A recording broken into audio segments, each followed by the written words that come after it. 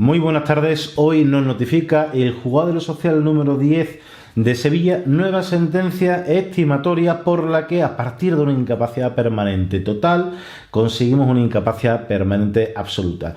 Inicialmente le conseguimos a nuestro cliente una incapacidad permanente total para la profesión habitual de mecánico propietario, porque era autónomo, trabajador autónomo. No estamos de acuerdo con la incapacidad permanente total que se consiguió en vía administrativa y seguimos el proceso, impugnamos administrativamente y después judicialmente la incapacidad permanente total, alegando que las lesiones físicas y psíquicas que nuestro cliente padece y padecía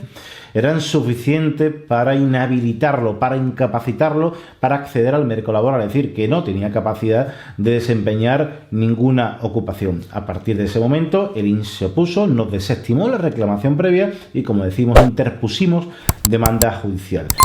Hoy, poco menos de un año después, nos notifican que se condena al Instituto Nacional de la Seguridad Social, es decir, a la Seguridad Social, a pagar de por vida una incapacidad permanente absoluta. Os lo contamos en 6 segundos.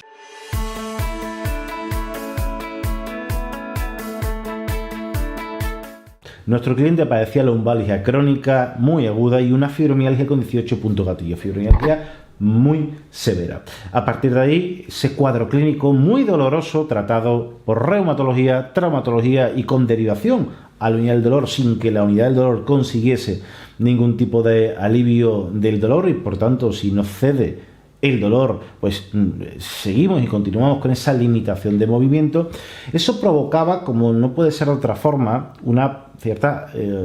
carencia psíquica, una enfermedad mental que en sus inicios era un trastorno ansioso depresivo, por ese sentimiento de incapacidad, de inutilidad, de ineptitud, pero que al final, con el paso del tiempo, se terminó reagudizando, incluso tratando con psicóticos, y por tanto al final se ha determinado que había incluso una pequeña pero existente merma, una pérdida de capacidad cognitiva. Como en cualquier procedimiento judicial que se interpone demanda en el juzgado de lo social para impugnar una denegación de incapacidad permanente, tenemos que decidir entre practicar una prueba pericial. Si es pública, elegimos el médico forense; si es privada, significa que es un perito médico, o cabe la posibilidad de acudir a juicio sin ningún tipo de prueba. En este caso, y por las características del caso, decidimos que se iba a utilizar médico forense. Solicitamos prueba médico forense física y prueba médico forense psíquica. La prueba médico forense física no terminó de acreditar el dolor, pero la prueba médico forense de origen mental, psíquico, sí que efectivamente realizó un trabajo espléndido y evidentemente relacionaba que la patología mental había sido causada por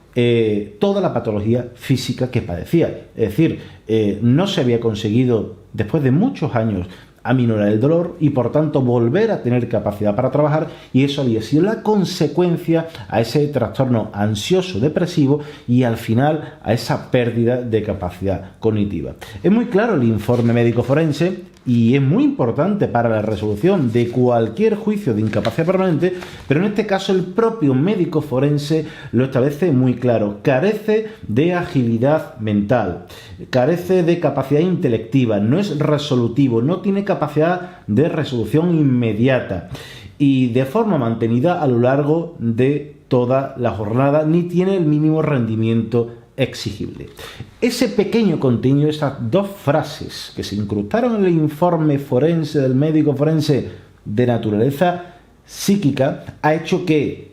impugnemos el de naturaleza física, que no coincide el contenido con la realidad, y al final hemos conseguido una incapacidad permanente absoluta, que era efectivamente el porqué de todo este procedimiento. Entendíamos que una incapacidad permanente total que le incapacitaba exclusivamente para su profesión habitual de mecánico propietario no era suficiente, porque no tenía capacidad para saltar al mercado laboral reglado, el mercado laboral abierto, y dedicarse a cualquier profesión. No había capacidad ni física, ni siquiera para tareas o profesiones muy livianas, con poca carga física, pocos movimientos,